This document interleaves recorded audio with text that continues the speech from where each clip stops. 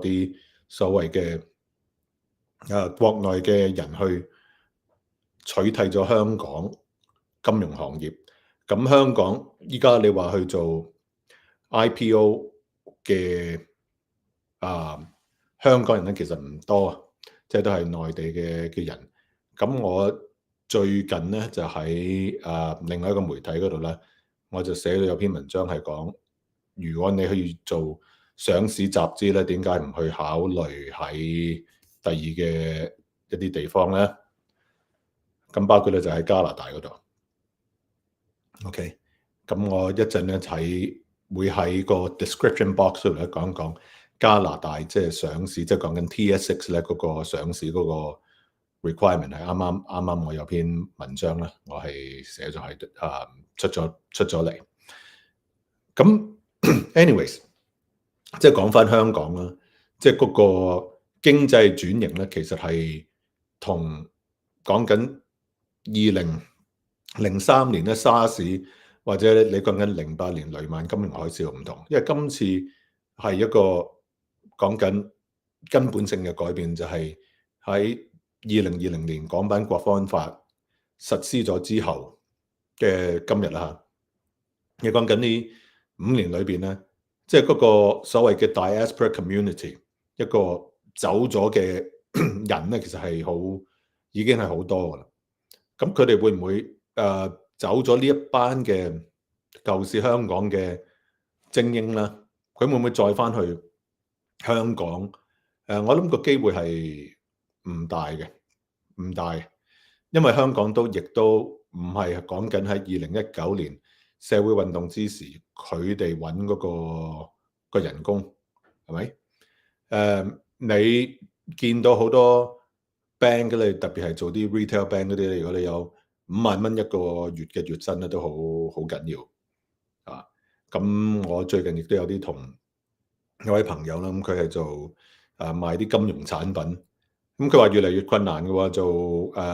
喺個銀行已經係好多客戶，咁佢同我講一樣嘢就係話，喂，佢唔想升職嘅，即係佢話做聯席董事，即係 associate director。咁佢話喂，如果我升到 director 嗰啲咧，即係坐喺間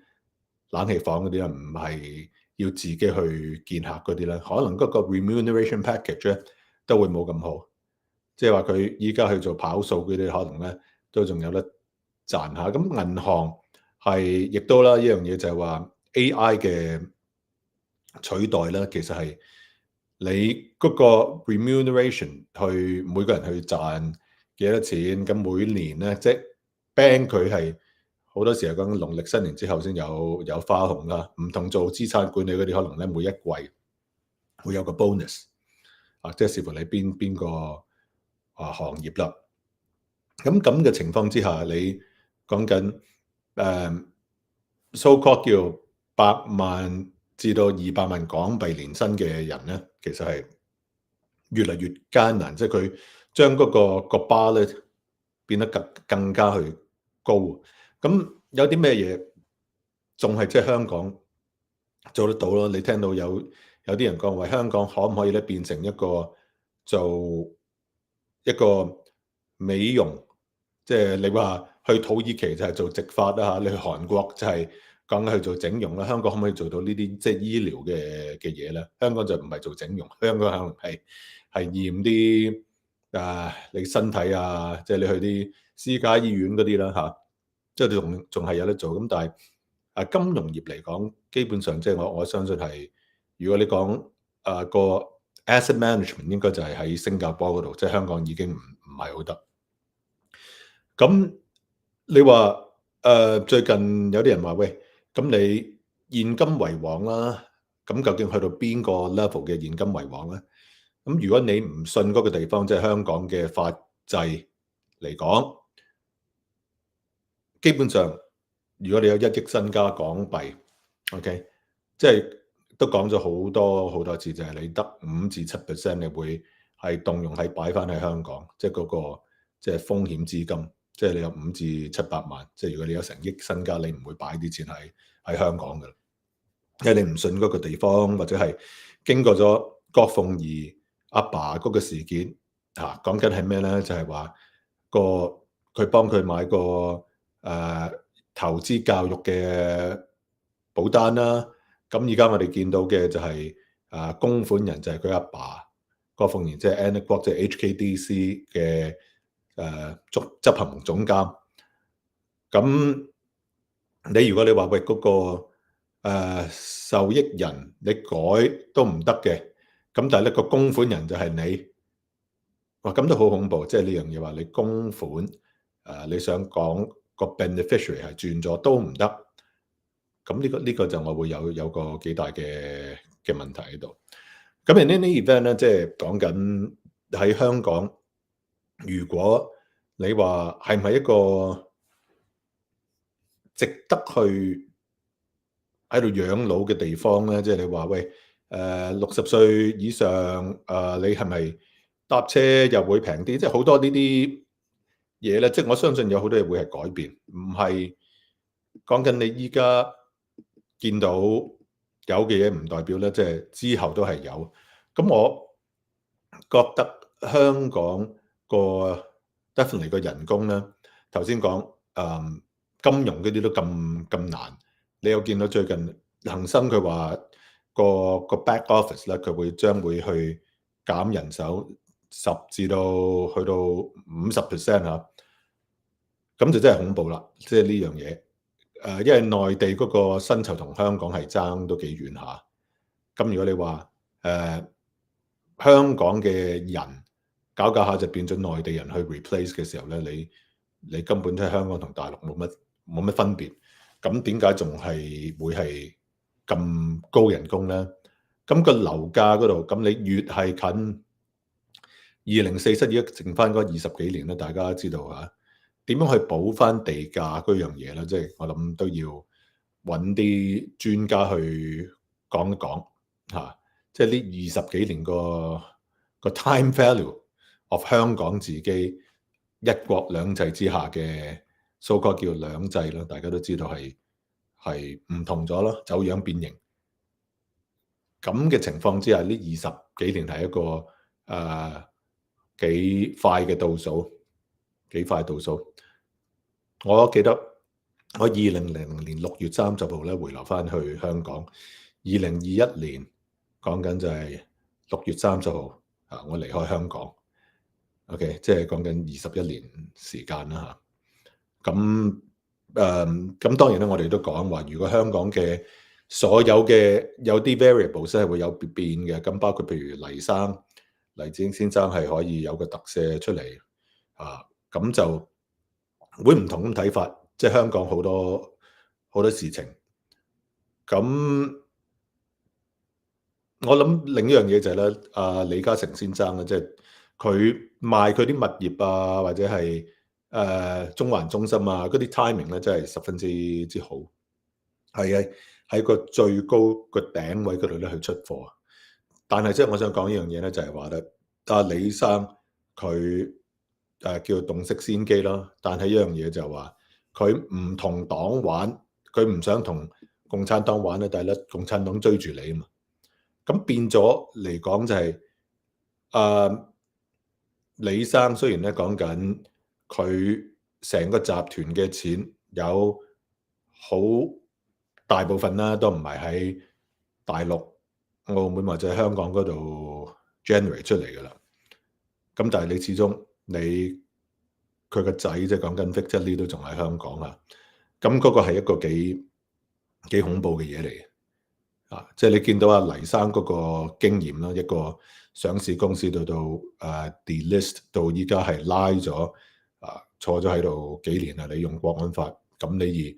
文匯大公係嘅報紙一路文革式不斷仲喺度批鬥咁講。OK，咁我啲建制嘅半生熟之交，有啲建制嘅有啲真心交啦，佢哋有部分都係仲係信一國兩制嗰啲咧，都喺文章嗰度咧鬧緊講緊啲左部啦喺度搞屎棍啦咁但係個作用不大你啲前人大政協佢講咩都冇用，係咪？即係香港就係依家根本亦都唔到呢啲人咧去講，就係佢北京或者係啲某一派嘅人咧係中意講呢啲嘢，咁佢咪繼續講咯。咁所以即係我睇長遠嚟講，李生冇乜所謂啦，李生都講緊97啦，咁啊喺溫哥華同倫敦出現下咯。即係你見到佢喺香港，佢去咗個 concert，咁佢李嘉誠先生係家籍人士，咁佢唔會做到一個好核突嘅嘢，就係喺香港點樣搞佢咧？即係如果做到係黎生嗰種咁嘅搞法咧，就真係好核突啦。OK， in any event， 即係我睇翻香港啦，即係有下一代嘅人點樣去再去睇呢個地方咧？你要去到美加澳紐嘅時候咧，我覺得下一代係應該要好融入個社會。你去到美國有冇機會去做到一個香港嘅 background，但係喺 NASA 嘅太空人咧，或者係有機會，即係你唔係個個嚟到加拿大溫哥華就係攞住一嚿錢，然後就諗住去過一世啊！即係你嘅下一代可能有好多嘢可以做到啊！你會有個 Canada Arm 係咪？即係你講緊 Space Shuttle 嗰度都，即係我哋呢一代嘅人可能係未必再係最融入到當地嘅社會，即係講緊英美澳紐加啦，係咁。但係你下一代咧係可以做啲嘢係突破咗嗰個界限。我最近同一啲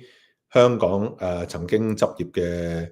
法律界嘅人士啦，即係都相處咗一段時間，咁佢哋亦都好希望就係話佢哋有機會再喺加拿大再 re-establish 翻佢舊時嗰個專業啦，因為真係香港佢發揮唔到，咁甚至有一小撮嘅醫生朋友仔啊嚇，咁佢哋亦都即係喺呢度再會考翻個公開試，咁佢知道即係再實習嘅時候，咁就會可能個 placement 去到啲比較山卡拉嘅地方啦。咁而我呢啲即係醫生朋友仔嘅朋友，咁佢都係講緊，都唔係為佢自己，係為佢下一代啦去做一啲嘢啦。咁都係好嘅，即係所有依家講嘅嘢。咁我話即係至於香港係咪真係睇得咁差咧？其實就係話你要肯承受一個 risk，你先至可以喺香港。我最近咧睇過有出戲咧，就叫《超限戰》。咁我都想講翻係香港冇得睇嘅嚇，《Unrestricted War》超限戰。咁講啲咩？就係講緊佢出戲裏邊咧，同真實情況都有90%相似嚇。就係講嗰個冠狀病毒個起源啦喺邊度？咁就加拿大有個病毒專家啦，就喺中國嗰度咧就開咗個生化嘅實驗室。嗱，呢個就係一個虛構嘅嘢。咁而咧佢娶嗰個中國籍嘅太太，原來咧就係共產黨啲特務嚟。咁收尾就長話短説咧，就要